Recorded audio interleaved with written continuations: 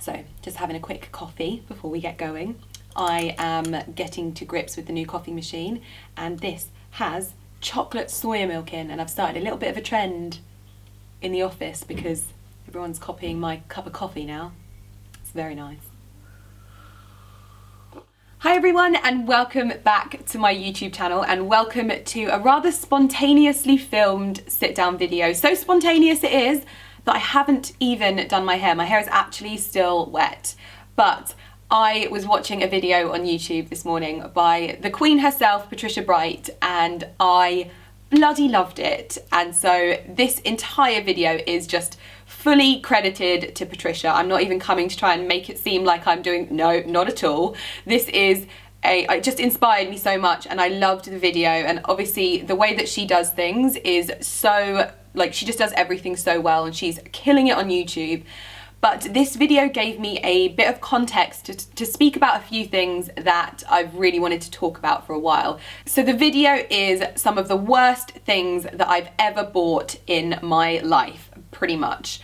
And things that I think that hopefully by me telling you this will help you in not making the same mistakes that I made, basically. Because there's one product that I bought recently, and if I had known that this was such... Lynx is going at the carpet. Lynx, stop it! You always love the really plush carpet, don't you?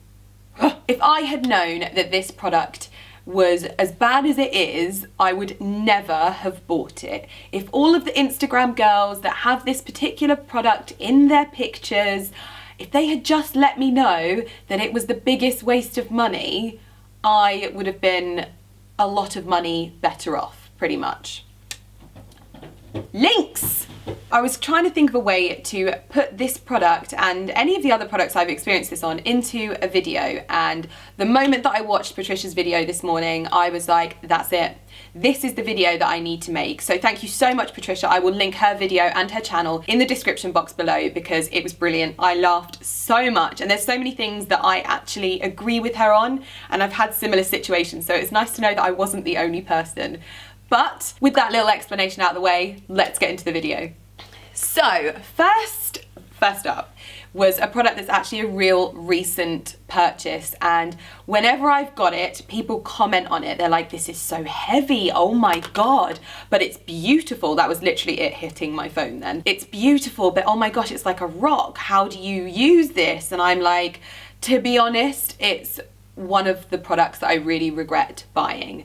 So first up is my Louboutin phone case. This phone case, I'd seen it in so many girls' mirror selfies, and I loved the way it looked like it was a piece of luggage, and it matched my petite malle bag, and it's just everything that I really love about Louboutin products. Is it's really well made, really robust, and I thought this is going to be the phone case that I've wanted, because I kept buying those Apple phone cases, and I'd get the pink silicone ones, and then after a few months it was falling apart, the silicone was coming off, and I just wanted something that looked nice. I didn't actually anticipate ever buying this, but I went into Louboutin and I was like, this is just, it's beautiful. And a lot of Louboutin stuff is just stunning, and the craftsmanship is incredible, and I will continue to shop at Louboutin. But this particular item, I would say, please don't ever buy it. And I wish more people had spoken about this, because it's not a phone case. This is a recipe for your phone to break. All it does is increase the weight of your phone. It doesn't protect it in any way, shape or form. The only thing that might protect it are these corners. Other than that, your phone as a whole sits on the outside of the case. So it doesn't protect your screen. It doesn't protect anything other than the corners. And they're the thing that doesn't break on the iPhone. So in hindsight, I really feel like this was one of the biggest sort of mess ups, because this is not cheap. So overall, I think if someone had just said that actually this is a waste of your money, I would never have thought to go and buy it. I would have been like, oh my gosh, I do not want to waste that money. So I'm making the video that I wish someone else had made about this. So hopefully this helps one person in not going and buying this.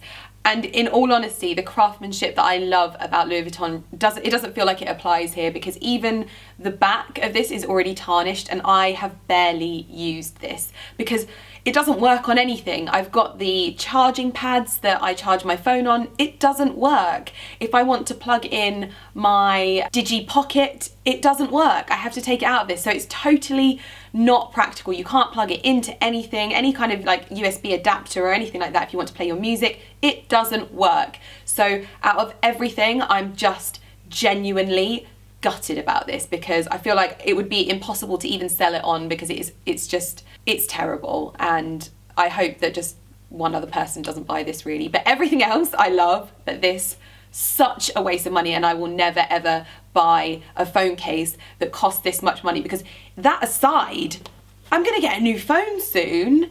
It just doesn't make sense. It doesn't make sense. So perhaps I'll just go back to my silicone covers and just take this as a learning curve. But you heard it here first. Don't buy it. Second up is a lesson that I thought I would have learned by now, and I just haven't, and I'm so annoyed at myself, but at the same time, I don't even think that this will be the last time that this happens. So the second item that I completely wasted my money on is my birthday shoes. These are a pair of Christian Louboutin shoes, and I purchased these, I think, from Net-a-Porter or My Teresa. It's one of the two. I'll link them in the description box down below if you want to buy them. I do get a lot of questions when I wear these, like where they're from, because they are so incredibly flattering on your legs, and that was the whole reason why I bought them. I wanted some barely there beautiful heels, and the fact of the matter is I've worn these twice and they are in a horrendous condition. Like, I couldn't even sell these on. And I don't even know how, because I'm not someone that gets in an absolute state when I go out or anything like that. I'm very careful with my shoes, and a lot of my shoes I've had for years and years and years. So it doesn't make sense why these shoes are in the condition that they are. It looks like one of my cats has taken a chunk out of the side of this. Like, if I had a dog, I would be blaming the dog for this, because my cats don't chew my shoes. Because it's honestly, it's taken, there's a huge chunk out of the leather here. It's just coming away. You can actually see the like plastic of the shoe underneath. And I've worn these twice. I've worn these twice and the heels are gone, like completely gone. They are, I'm touching this with my hand, which is pretty gross, but I could break this off. Yeah, I'm just gonna break it off. Look at that. You can just see that it's completely off there. The whole heel is just hanging off, and I've worn these twice. I wore them once to my birthday and once in Capri. There is a huge chunk out of the heel. There's another chunk out of the back here.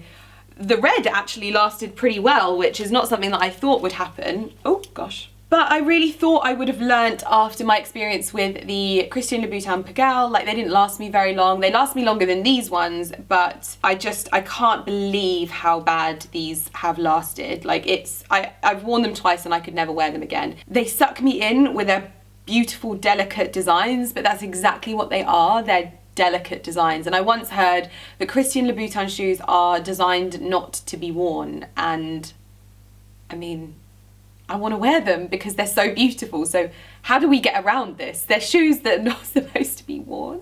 What?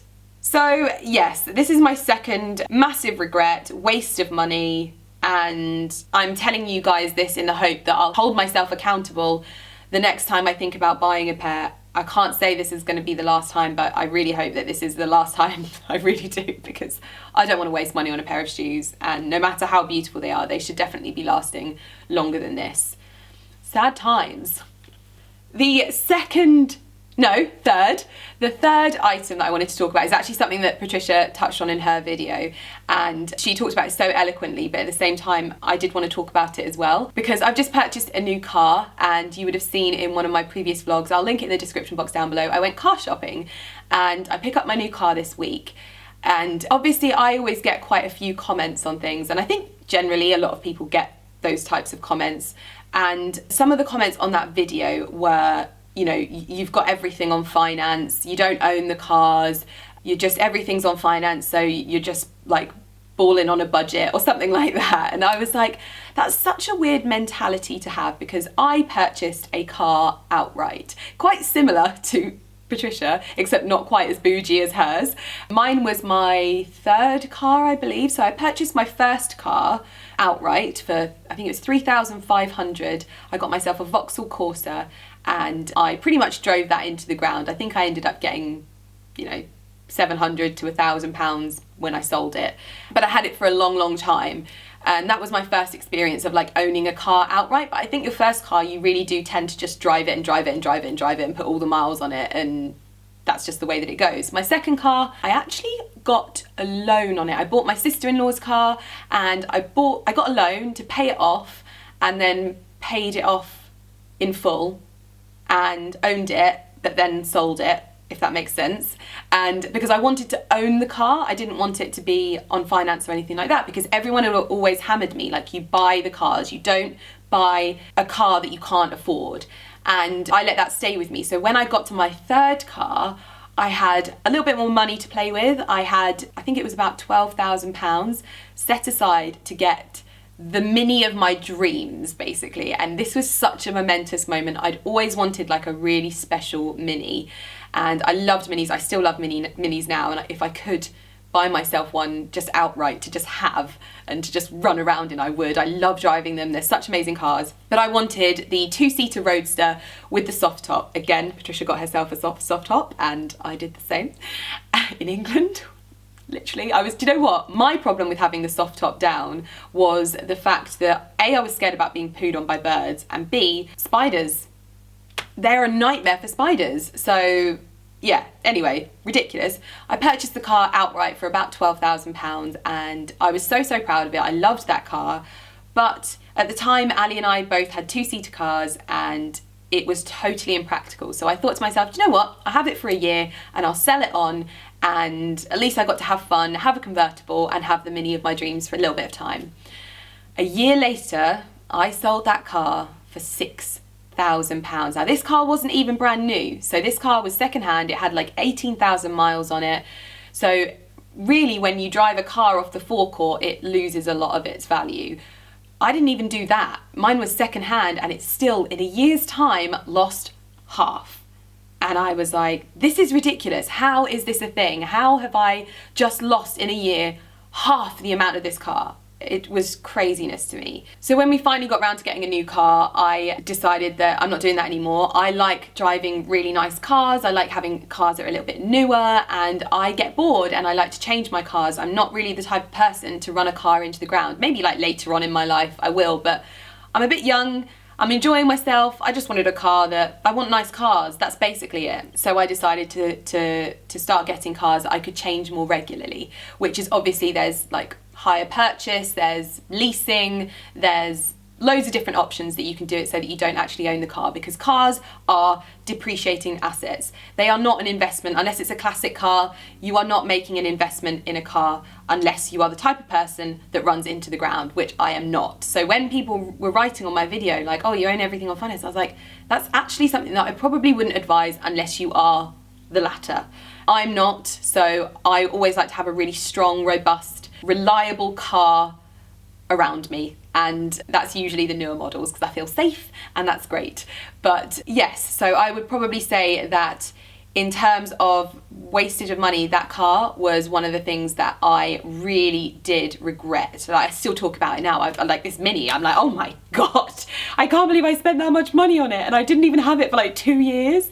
So I definitely learned a lesson from that, and I think that there's obviously a lot of misconceptions that you have to buy a car outright. And obviously if you've got the money to just have cars and cars and cars sat on your driveway owned and it doesn't matter what happened to them, absolutely. That's not the kind of money that I have, and I really have to consider what is the best way for me to put my money into a car, because at the end of the day I'm not going to make money on it, but the best sort of choice to go into with it is the one that keeps me happy and enjoying driving my car, also safe, but also saving as much money as I possibly can, rather than just frittering it away on a car that's going to lose all of its value and I'm going to sell 2 or 3 years down the line.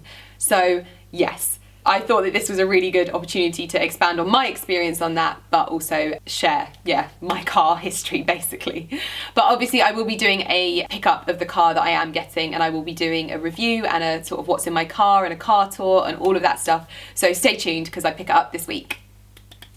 And finally, the one thing that I would say probably around my house that I wanted to say that I probably wasted a little bit of money on, and to just speak about in terms of something that I think a lot of people think is better, and it doesn't necessarily cost a lot more than the alternative option, but I wish I'd known a little bit more about the man-made substances rather than the natural ones. So when we first moved in the house, we had our dining table made and my dressing room countertop made out of marble, and I was just like, marble, I want this to be super special. This is a super special room. Both of them were. I wanted marble in there. The kitchen needs to be a little bit more, it needs to have a little bit more wear and tear, so quartz is fine in there. But in those rooms I really wanted it to be super special. Unfortunately, I think it would have been better to just go for the wear and tear, and I love marble so much, but there are so many amazing quartz surfaces, especially from places like Caesarstone. We got our worktops in our kitchens from Caesarstone, and I actually prefer the veining in those. And I think it would have been a lot better, especially in my dressing room. My dressing room countertop is covered in like dinks and marks and scratches because it's just so soft. And we definitely realised when we had friends over for dinner and seeing like how worried they were about ruining our dining table. That's not the kind of environment that we want to have in that room, and it's not the kind of environment that we want in our house. We don't want people to be worried. We don't want people to feel like they're treading on eggshells in our home. I've definitely said to Ali that we just need to relax and let what happens happen, and hopefully that the marble will look just as beautiful when it's got a bit of character and it's had a little bit of wear and tear and it's not so perfect, and we kind of let go of it a little bit because I don't want people to feel worried. So definitely if I could do those things again, I would put my money into the more man-made substances because they're just a lot more durable and you don't have to be so worried about them. So I thought I'd include a little bit of a homeware one in here as well. But those are 4 items that I completely just wasted my money on, I feel, and I really just wanted to share those with you in this video. Again, shout out to Patricia for it because I watched it, howled all the way through, loved it, and I was like, I've got to do my own. So don't forget to check out her video in the description box down below. And if you enjoyed this video, please, please, please hit the subscribe button down below because I'd love to have you back here for more videos. And I appreciate that I have used my hands quite a lot in this video. I feel like I've just done a workout, so apologies if my hands have been going like, oh, the whole way through. But yeah, hopefully I'll see you in my next video. Thank you so much for watching. Bye.